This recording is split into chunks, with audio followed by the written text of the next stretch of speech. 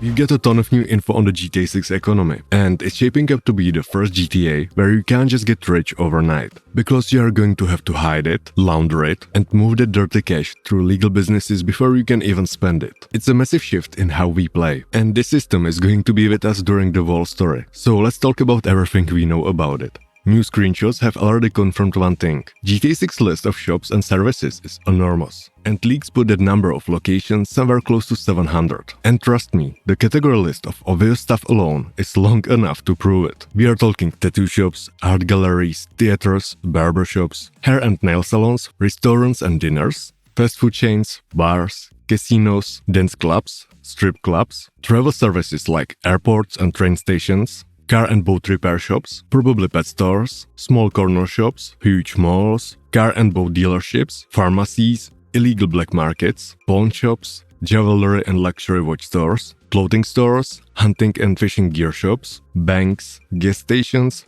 hotels and motels, entertainment attractions, sports centers like gyms and golf clubs, and even an Amazon-style conglomerate called Sahara, and maybe stock markets and in-game online shops. So it looks even the virtual side of Leonida is going to run its own little economy. But here's the really important part about all these places I just mentioned. None of these shops are getting copy-pasted across the map. With this much variety, every category is splitting into its own subtypes. You will get a normal auto shop for basic tuning, sure, but somewhere else there's a specialized workshop doing custom paint jobs or off-road builds. And if you want one specific rare car, you are not finding it in an auto shop in Vice City. You are driving to Veeman's World, where he has a special collection. It's not going to be like in GTA 5, where every single ammunition sells the exact same thing. Instead, expect something like a main ammunition store that covers the basics, and then some niche spots, like a pawn and gun or a hunting store with special rifles you can't get anywhere else. You don't want to walk into a gun store and already know, before you even open the door, that it's the exact same selection you've seen at the 3 different spots. And that's genuinely a good thing, because it means every location on the map earns its own reason to exist. Traveling across a map this size should feel a lot more rewarding.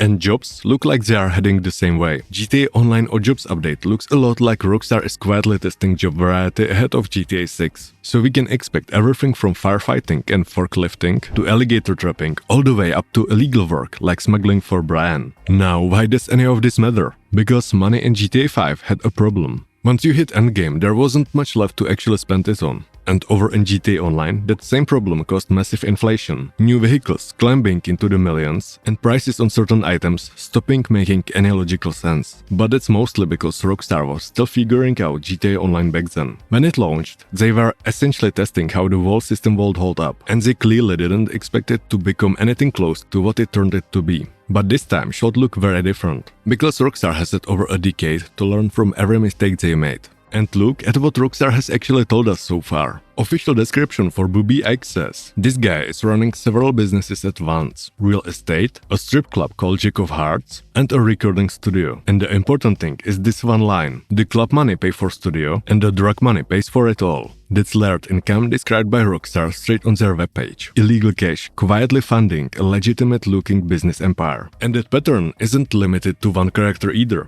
Port Gellhorn is described as a faded tourist town full of the cheap motels and old attractions. But something else replaced the tourism money. A rougher economy running on alcohol, pills, and energy drinks. Then there's Ambrosia, where the Elite Crystal Sugar Refinery provides the jobs, while the final chapter biker gang quietly runs everything else that happens on the streets. And even Vice City's own official description leans into it: the glamour, hustle, and greed of America captured in a single city. It's like Rockstar sat down and said, every single region on the map has to have its own specific hustle to fit the atmosphere. And this actually creates 3 distinct social brackets across Leonida: the struggling lower-tier towns, the middle-class suburbs with normal jobs and people, and at the very top, the wealthy side of Vice City, yacht parties and luxury supercars. Now, one of the most interesting things about GTA 6 economy actually goes all the way back to the September 2022 leaks. And that's the money laundering icon. It looked like a washing machine sitting right over what looked like a car wash. And that immediately brings Breaking Bad into my mind. I mean that moment when Walter makes so much money from his cooking that he ends up buying the entire car wash he used to work at just to launder a tiny fraction of that massive pile of cash. And honestly, I think that's exactly what this icon from the leaks is teasing. A wall mechanic where you have to launder your illegally earned money before you are allowed to use it for bigger legal purchases without getting into trouble. That's something GTA 5 never really had in single player, even though GTA Online eventually built its own version of it. In the original story, Franklin goes from living in the hood with his aunt to owning a luxury mansion in Vinewood Hills in the span of just a few missions. And nobody even blinks. In the real world, the ARS would have frozen his assets the moment he tried to buy that house. It's a small thing, but it breaks the immersion and makes the story a little harder to believe. And GTA 6 is supposed to be all about immersion. They said it themselves, the most immersive evolution of the GTA series. So laundering is exactly what I think we can expect, based on that washing machine icon, especially since something similar appeared in GTA Online later, in the form of the money front update. And the new screenshots back this up too. They confirmed exactly what the leaks hinted. Duffel bags and loot bags full of cash. Remember how money worked in GTA 5? Just two numbers on a screen, your bank balance and your cash. Except that cash never actually existed physically anywhere in the world. It was basically a magic pocket. The same magic pocket that let you pull an RPG out of your jeans. And having millions of dollars in cash sitting in a pocket like that never felt real. And it looks like GTA 6 is fixing that. With actual cashbacks in the mix, your personal vehicle is probably about to become your best friend. The same way your horse worked in Red Dead Redemption 2. You will store your guns and your cash in it. So here's my best guess at how carrying cash and those bags of cash might work. Instead of two numbers like in GTA 5, we could be looking at three.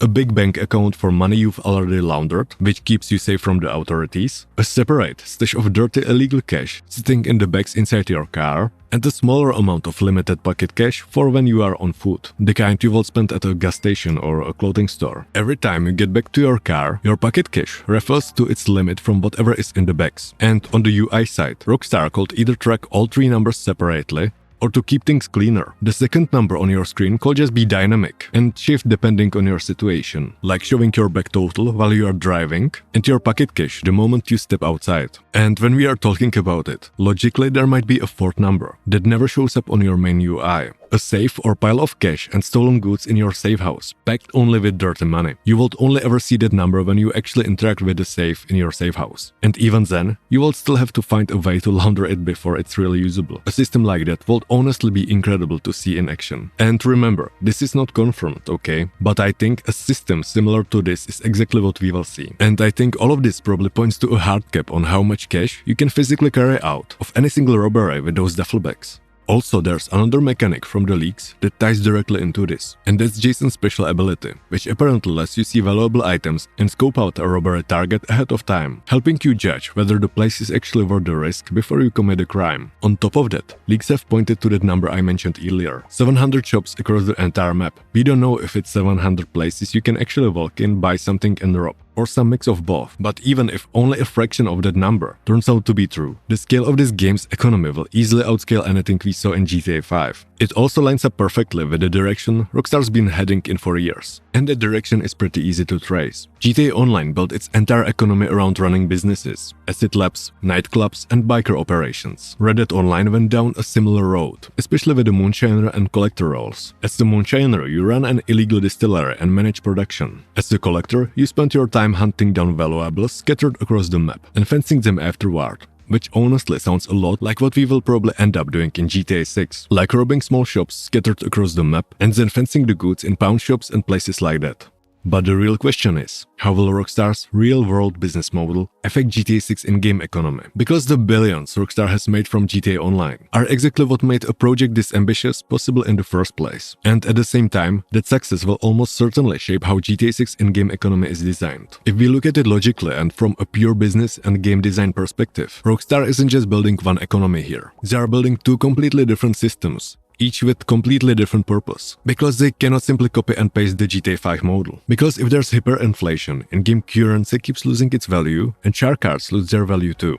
And Rockstar knows they can't let that happen again if they want a healthy economy. So here's what I think they will do. First, the single player and online economies will almost certainly be completely separated. Single player has one specific job, and that's to justify its premium price and deliver a single player masterpiece for Rockstar's core fanbase, which they simply cannot afford to disappoint. You will probably start with small criminal jobs, slowly laundering dirty cash, and building your way toward a full criminal empire. Everything should feel balanced, and most importantly, there's no reason for microtransactions to exist here at all. Take-Two CEO Strozelnik has already said they want their monetization to feel fair, and putting microtransactions into single player will probably be one of the biggest PR disasters Rockstar could create for themselves. When we move over to GTA Online though, Rockstar isn't just dealing with inflation, they are dealing with something bigger. How do you keep an in-game economy stable for 2 decades, in a world where players never stop earning and spending? Because that's what eventually broke GTA Online. Over time, money stopped feeling meaningful, new content had to cost more and more, and the economy slowly fall apart. So the real challenge for GTA 6 isn't just making an economy that works at launch, it's making one that still works years later. And I think that's exactly one of the reasons Rockstar acquired CFX and the team behind 5's.